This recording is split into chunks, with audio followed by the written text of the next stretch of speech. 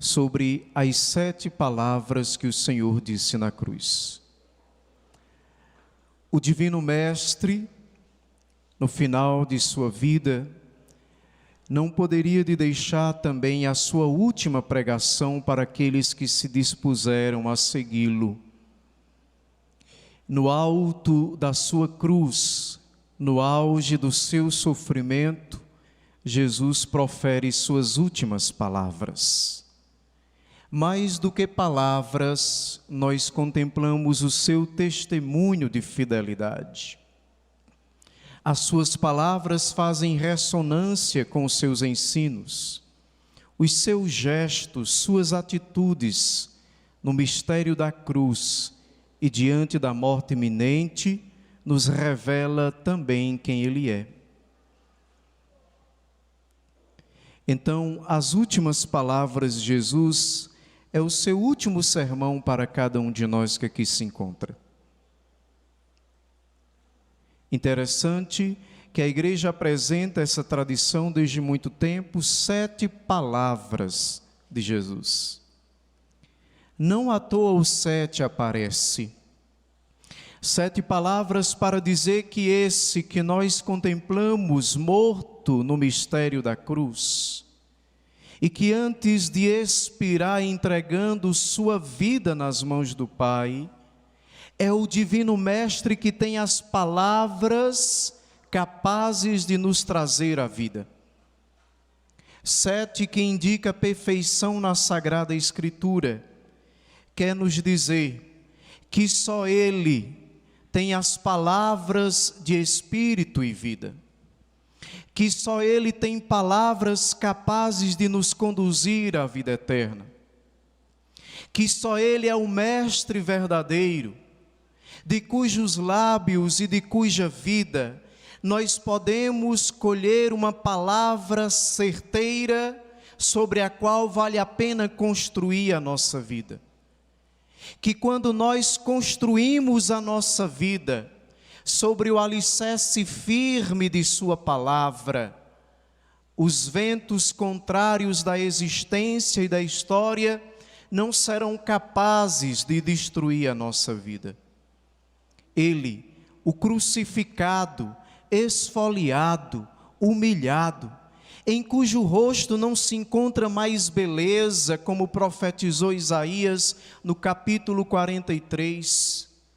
Tão humilhado e tão desfigurado estava, que nós virávamos o rosto dele para não olharmos a sua nudez, a sua humilhação, o desfiguramento do seu rosto. Ele, humilhado, aparentemente derrotado, é o Mestre verdadeiro, aquele cujas palavras o vento não leva e o tempo não as faz esquecer. Do alto de sua cruz, Jesus nos dá o seu último sermão. Primeira palavra de Jesus. Diante dos algozes que lhes escarneciam, que zombavam dele, o Senhor ergue o coração e a voz aos céus. Pai, perdoa-lhes, eles não sabem o que fazem. Como poderia o Divino Mestre dizer essa palavra? Humanamente,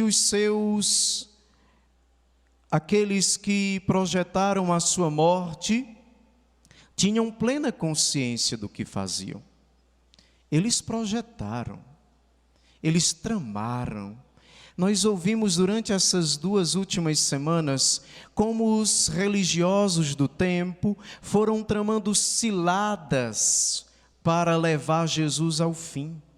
Como pode ele então dirigir uma prece desse modo, inocentando aqueles que, com consciência e com vontade e liberdade, tramaram a sua morte e o levaram a ser crucificado?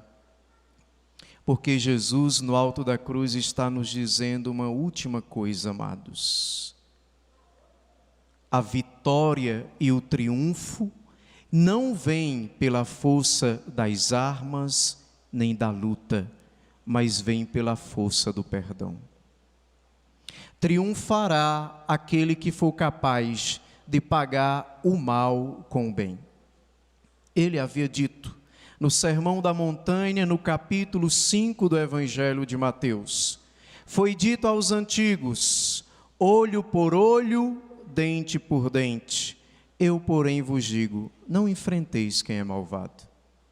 Ainda foi dito também pelo Senhor no capítulo 6 do Evangelho de Mateus, foi dito aos antigos, amarás o teu próximo e odiarás o teu inimigo. Eu, porém, vos digo, amai os vossos inimigos, fazei o bem a quem vos faz mal e orai por aqueles que vos maltratam e perseguem. Jesus está nos ensinando que o ódio só será destruído pela força do amor, que a paz é construída pela força do bem, e que o cristão só triunfa sobre o mistério do ódio e da morte quando ele é capaz de amar mesmo aqueles que não merecem o nosso amor. A segunda palavra de Jesus na cruz expressa sua misericórdia. O ladrão que estava também crucificado à sua direita houvera dito: Senhor, quando estiveres no teu reino, lembra-te de mim. E Jesus disse: eu te digo, ainda hoje estarás comigo no paraíso. Meus irmãos, cada vez que nós olharmos para o Cristo morto na cruz e vermos o seu lado aberto, nunca esqueçamos, ele permanece com o coração aberto a todos nós. Deus não se cansa de nos perdoar e nos acolher. Mais uma vez, Cristo repete o gesto que durante essa semana, essas últimas semanas, era questionado também pelos fariseus e pelos mestres da lei. Como pode ele, dizendo-se homem de Deus, sentar com os pecadores? E Jesus houvera dito: não são os bons, os sadios que precisam de médicos, senão os doentes. Eu vim não para os justos, mas para os pecadores. Até o último instante, Deus espera de nossa parte o arrependimento, que o seu coração está aberto para nos acolher outra vez. E nos ensina que também nós, que seguimos o Divino Mestre crucificado, ressuscitado, nunca, em hipótese nenhuma, podemos fechar o coração ao próximo. Lembremos que certa vez chegou Pedro e perguntou: Senhor, se meu irmão pecar contra mim, devo perdoá-lo até 7 vezes? E Jesus houvera dito: não te digo até 7 vezes, mas até 70 vezes 7. Deus tem um coração permanentemente aberto por amor de nós. Não tenhamos medo, não consideremos que é tarde para retornar. Nunca é tarde. Deus está sempre disposto a nos abrir também as portas do paraíso. Continuemos nossa meditação. Vemos no auge do seu sofrimento um Cristo que não tem os olhos voltados para si, mas para os outros. E vendo ao pé da sua cruz sua mãe e do seu lado o discípulo que ele amava, cheio de compaixão, enquanto experimentava ele a paixão, sua mãe sofria a compaixão, sofrendo com ele. O Senhor disse: mulher, eis aí o teu filho. Filho, eis aí tua mãe. Veja, isso é uma atitude belíssima de Cristo. No tempo de Jesus, as viúvas, se não tivessem filhos ou qualquer pessoa que cuidassem, estavam aí fadadas ao fracasso, à morte e ao abandono. No último instante de sua vida, Jesus volta os seus olhos para sua mãe. A contempla, dela se compadece e lhes dá um consolo e um auxílio que é João. Veja, queridos, muitas vezes nós sentimos pesar a cruz e nós caímos na tentação de pensar que Jesus não nos vê, mas não. Ele sempre vê nossa necessidade e nos consola. Confiemos, nos entrega a sua mãe para que cuidemos dela. Mais do que isso, seja ela também o consolo de Deus na nossa vida. Maria, na vida de João, com certeza, foi o consolo para ajudá-lo a superar o mistério da morte. Também ela, em nossa vida, nos ajuda a contemplar essa mão poderosa, assistente e consoladora de Deus. No auge do seu sofrimento, Jesus reza o Salmo 21, 22. Meu Deus, por que me abandonastes? Rezemos juntos. Meu Deus, meu Deus.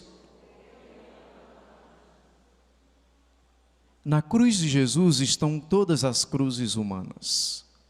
Nos seus sofrimentos estão todos os sofrimentos humanos. Afinal, nos lembrava o profeta Isaías, o peso que devíamos nós carregar e o preço que deveríamos nós pagar, Ele mesmo pagou por nós e por suas chagas nós fomos curados. Veja, na cruz de Cristo estão as cruzes humanas, nos seus sofrimentos estão todos os sofrimentos humanos, e no seu grito, que clama do seu coração angustiado, sofrido e crucificado, está também o grito de todos os homens e mulheres, que diante da morte, que diante da cruz, que diante dos sofrimentos, parecem experimentar um abandono de Deus, ou um silêncio absoluto que faz o coração se angustiar. Esse grito de Cristo, meu Deus, por que me abandonaste? É também o grito que às vezes está engasgado em nossas vozes e gargantas, quando nós sentimos pesar a cruz, e já temos rezado tanto, e não parece experimentarmos o consolo. Mas ao mesmo tempo, meus amados, esse é um salmo de confiança.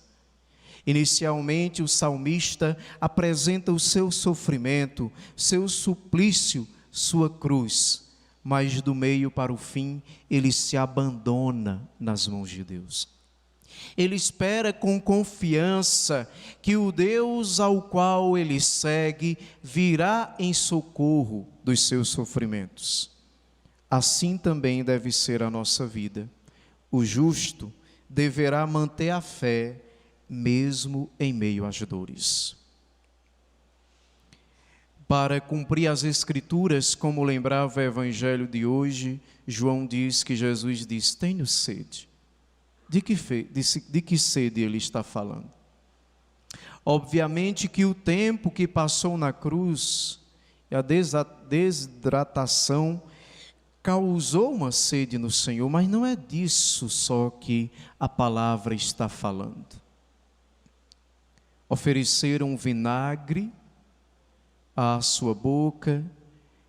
João diz que ele tomou, mas os outros evangelistas que ele tenha rejeitado.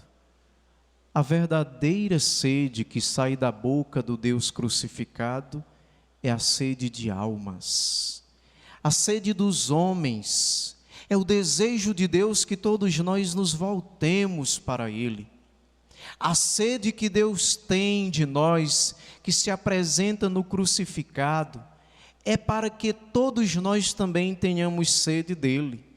Que repita-se em nossa vida aquilo que já diz o Salmo: assim como a corça suspira pelas águas correntes, também suspira minha alma por vós, ó meu Deus. Deus nos ensina, a igreja no catecismo, tem sede de que os homens tenham sede dele. Essa é a sede do qual revela o crucificado. Contemplando o mistério ainda de sua Páscoa, de sua morte, de sua entrega, de sua passagem para o Pai, temos ainda uma sexta palavra de Jesus. Tendo tomado o vinagre, o Senhor houvera dito: tudo está consumado. Tudo foi levado até o fim. Tudo chegou ao seu final. Ele veio para realizar a vontade do Pai. Fazer a vontade do Pai para Cristo era uma situação e uma condição de existência. No Evangelho de João ele diz: o meu alimento é fazer a vontade do Pai. Cristo veio para realizar plenamente a vontade do Pai. E se para fazer a vontade do Pai era preciso beber desse cálice, nós contemplamos quando o Senhor, naquela quinta-feira santa, no Horto das Oliveiras, suando, sofrendo, agonizando, rezava: Pai, se possível, afasta de mim esse cálice, no entanto, que se cumpra em mim não a minha, mas a tua vontade. Tudo está consumado. Ele levou até o fim a sua missão. Ele foi obediente até o Pai. Quem se pretende seguidor do Santíssimo Redentor terá que ter essa mesma disposição de fazer a vontade de Deus, ainda que essa custe sofrimentos, incompreensões e cruzes. É a última palavra que Jesus está nos ensinando. Por fim, Jesus reza também outro salmo: Pai, em tuas mãos entrego o meu espírito. Aquele que de Deus viera, para Deus voltara. Aquele que saiu do Pai, para o Deus retorna. Sua consciência e sua existência é uma total entrega nas mãos de Deus. O seu sopro vital, a sua vida, o ruar que o sustenta, o espírito que o mantém vivo, está nas mãos do Pai. Jesus se realiza plenamente quando ele esvazia-se totalmente de si para ser tudo nas mãos de Deus.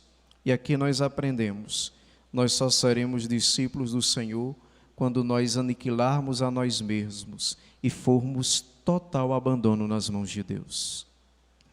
Essa é a última pregação de Jesus para nós. Que a contemplação do mistério de sua morte nos ensine também a morrermos para nós e a vivermos para Deus. Amém?